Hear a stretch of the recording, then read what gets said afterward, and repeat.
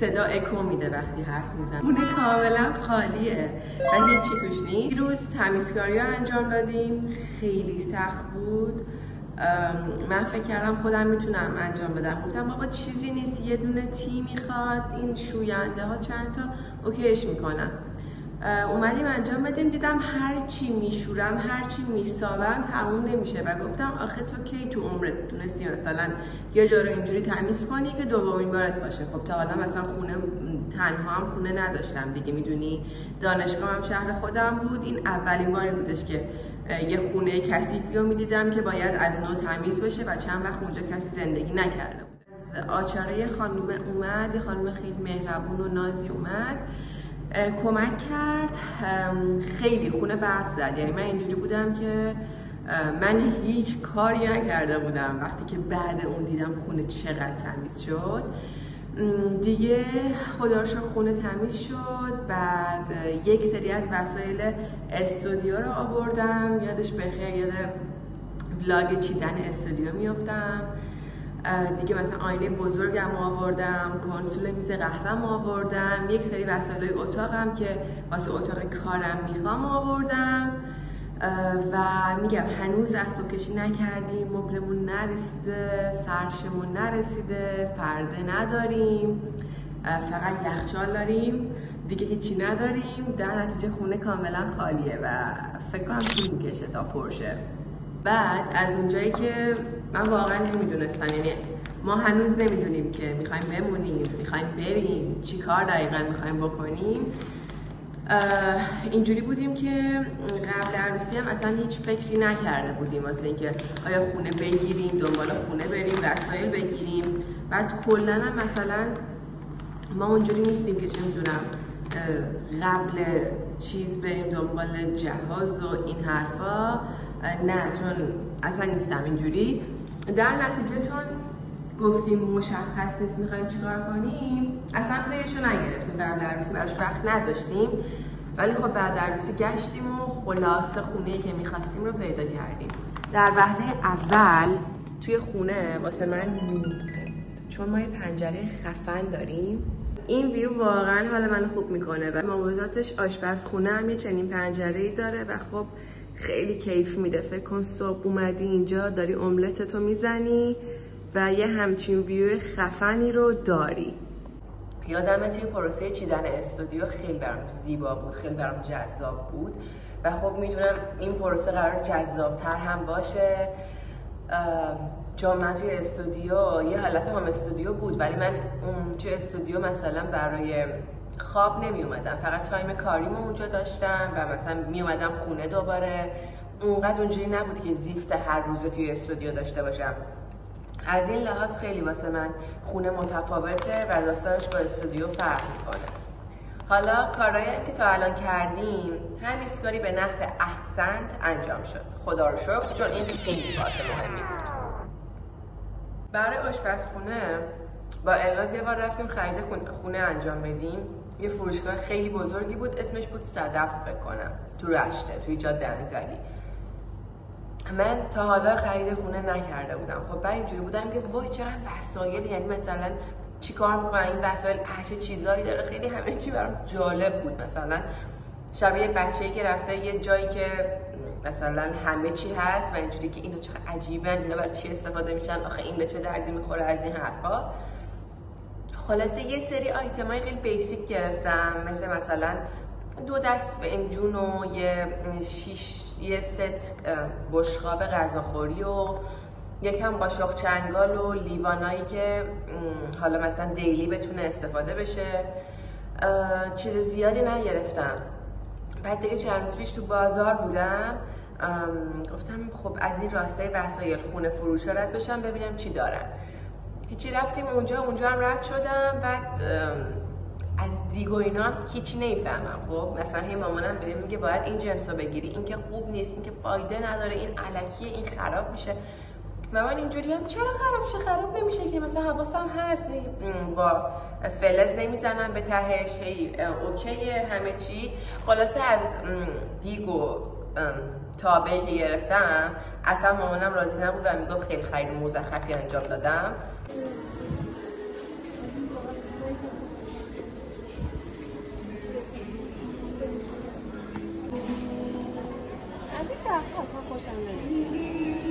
نه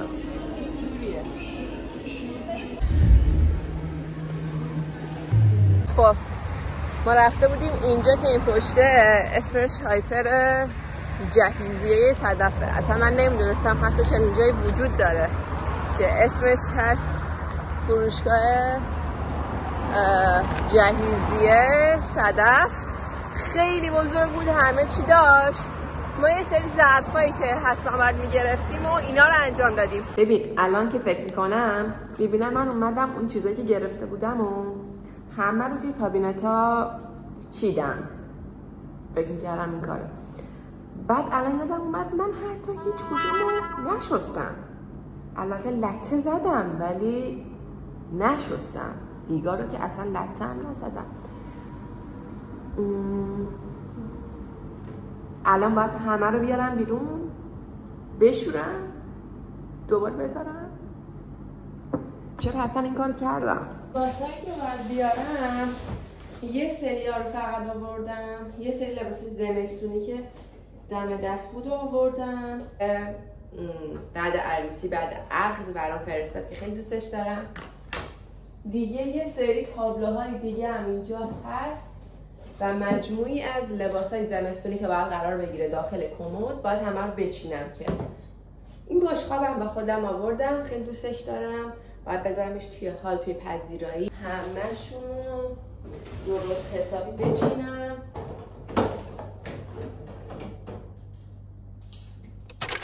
من در حال چیدن اتاق کارمونم و فقط وسایل من اومده. هنوز وسایل کیارش رو نیاوردیم. اینجا که این آینه قدی استودیومه که بهترین پارت اتاقه به نظرم و نور اینجا همه چیش خیلی خوبه واسه عکسا.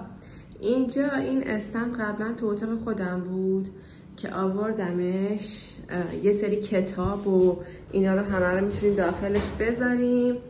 این هم یه سری از ژورنال‌های قدیمی که دوستم برام آورده بود. بعد دیگه اینجا چی داریم؟ اینم کتاب خیاطی نازک‌دوزی. اینا همه کتابایی هستن که اون موقع خیاطی می‌کردم مثلا اینا رو داشتم. اینجا هم دفتر همین کلاس خیاطیمه که مثلا چه میدونم چیزایی که یاد میگرفتم و همه رو اینجوری فرمولاشون رو نوشتم. به نظرم خیلی خوشگله. این از بوهیمی گرفته بودم، به بوهیمی سفارش شده بودم. بعد ترکیب رنگش با این حالت چیزاش خیلی حس خوبی میده. خودم دوستش دارم. بعد رنگش هم به رنگ اینجا مثلا به دیوار اینا میاد. دوست دارم اینو روی این دیوار اینجوری بزنم. بعدش اینجا میز کار منو کیارش کنم. اینجوری حالت دو تا میز کار من بچسبونیم. حالا میز باید بیاد سازش ببینم که چطور میشه. اینم یه آینه که میگه You look fab. بعد اینجا این ریسه نوره. اینم فکر کنم تو اتاق خواب بزنم. خیلی خوشگل میکنه اتاق رو. بعد اینکه عزیز دل منه، خیلی دوستش دارم. اینو 100% میخوام اینجا بذارم. مثلا یه چنین حالتی، یه استند این شکلی اینجا بمونه. اینا همه کتابای فشنمه که اینا هم میخوام توی همین قفسه بذارم بیشترشونو. اینو قبلا کشیده بودم، الان قاطی وسایلا دیدم. دلیلش هم که اینجوری شده اینه که کته اینو قبلا این بلا رو سرش آورد. اینا همه رو میخوام بذارم توی اینجا.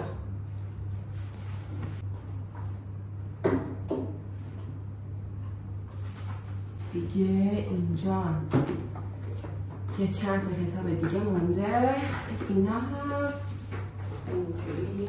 اول از همه باید وسایلی که امروز گرفتم و یه دور بشورم تمیز کنم.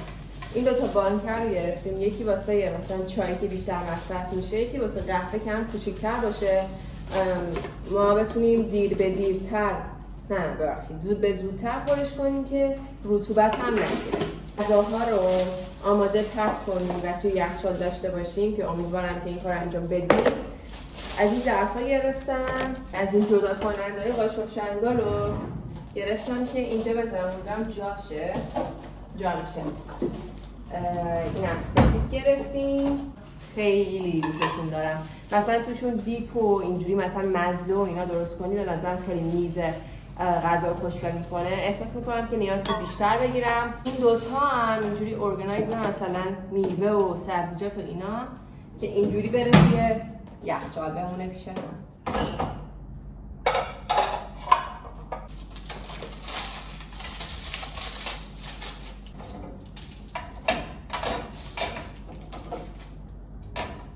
امیدوارم که همش جاشه.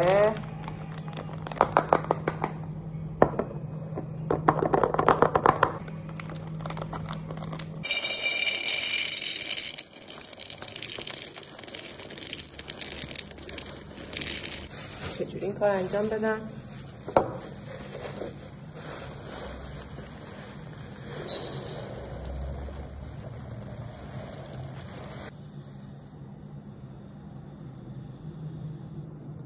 این انقدر روون اومد که خیلی پروسه دلچسبی بود.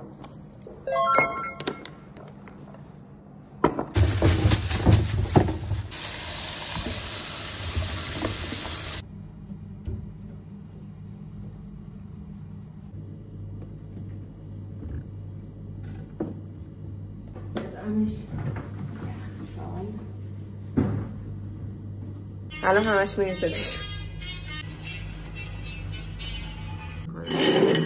تریاکی اگه بپزه خیلی خوشمزه میشه، بافت کریمی میگیره.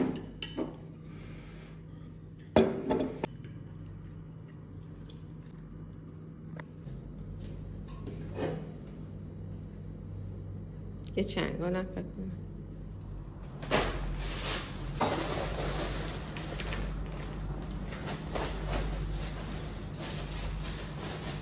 روشنی تایم روز با توجه به فصل و ماه و هر چی که هست قشنگ به من یه انرژی خیلی خوبی میده که آقا مثلا پاشو روز شده شروع کن.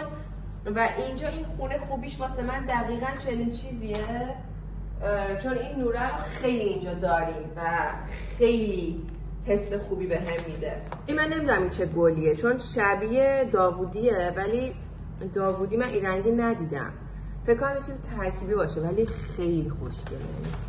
چیز دیگه که خیلی اینجا داره عجیب میگذره کت هست. خب من خیلی کت دقیقاً پارسال همین روزا اومد و خب خیلی حضورش کمک کننده بود به همه چی توی همه بخشای زندگی.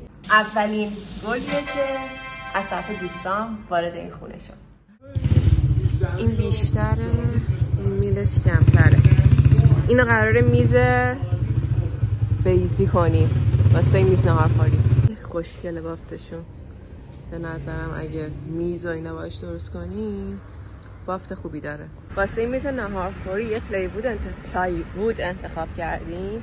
خیلی خوشگل میشه. میخوایم بیزی برشش بدیم بعد روی پایه فلزی سوار میشه.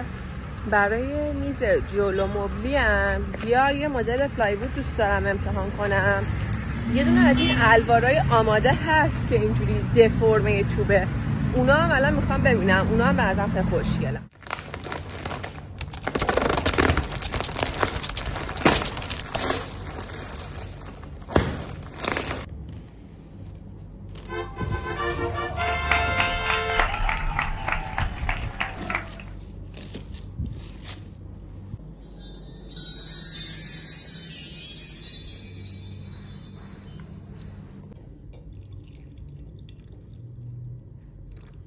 اگر که بخوام کوچیکترین جزئیاتی که باعث میشه حالم خوب شه، شارژ بشم، مودم بالا بیاد، دم کردن قهوه اول صبح یکی از اوناست. بوی قهوه یه جوریه که میگی همه چی حل میشه، زیاد سخت نگیر، زندگی قشنگه. بعدش که روزت شروع میشه اینجوریه که وای اینه که مشکل رو باید حل کنم. خلاصه که روزتون رو باید یه جوری شروع کنید که مودتون خوب باشه، چون اگر که روزتون رو خوب شروع نکنید احتمال خیلی زیاد روز خوبی نخواهید داشت. عاشق فرشم شدم. من سلیقم خب مینیمال دیگه توی استایل و لباس پوشیدن. معمولا رنگای روشن، خنثی اینجور چیزا میپوشم. اولین باریه که اومدم فرشمو یه رنگ خیلی بولد و تیره انتخاب کردم. حتی گبه قبلیم خنثی کرمه، یعنی خیلی مود مینیمالی داره. در کنار اون یه گبه خیلی رنگ بولد داشته باشم که حالا مبلم میرسه. ترکیب کلیشو بهتون نشون میدم. یه تئوری هست، یه نظریه هست، میگه برای اینکه خونت از عادی بودن در بیاد، یک عنصر قرمز توی خونت بذار. حالا مثلا یا فرش، یا یه دونه تک مبل قرمزه، یا یه تابلوه، یا آباژوره، یک جزئیات قرمزی بذار. و من این جزئیات رو روی فرش آوردم و خیلی راضیم، یعنی خیلی دوستش دارم. هیجان انگیزترین وسیله‌ای که امروز رسیده رو میخوام بهتون نشون بدم. فکر کنم داره مشخص میشه چیه، ولی وسیله‌ای که میبینید اسمش درامافونه. دیزاینش خیلی خوشگل و مینیماله، من واقعا اینو دوست دارم. و بغل مثلا یه دونه میز بغل مبلی، میز عسلی، خیلی خوشگل میشه. اتفاقی که میفته اینه که گوشی شما اینجا میمونه. من چون الان دارم ریکورد میکنم نمیتونم بهتون نشون بدم. نه نیازی به بلوتوث هست، نه نیازی به شارژ، باتری، برق، هیچی. خیلی تکنولوژی بامزه و جالبی داره. وقتی که اینجا قرار میدی گوشی رو، پلی میکنی آهنگت رو و صدا رو فکر کنم مثلا 4 تا 7 طبقه بلندتر چیز میکنه، پخش میکنه. خیلی رساته.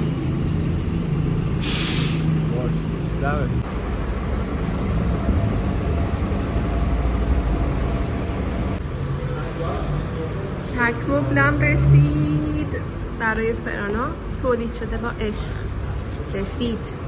اسم مبلم هم هست مبل همدم.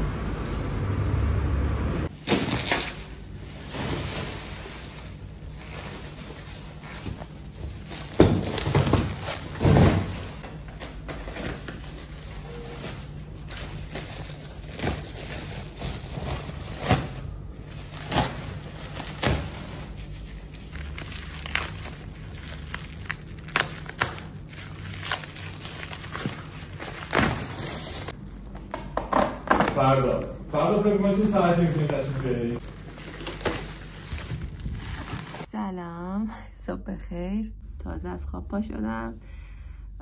دیروز مبلمون رسید، خیلی خوب شد. رنگش توسیه، بعد با دکوری که میخوایم بشینیم خیلی خوب میشه. من منتظرم بیشتر وسایل برسن. تا الان جزئیات چیزایی که رسیده رو اکثرشو بهتون نشون دادم، ولی خب هنوز وسیله مونده.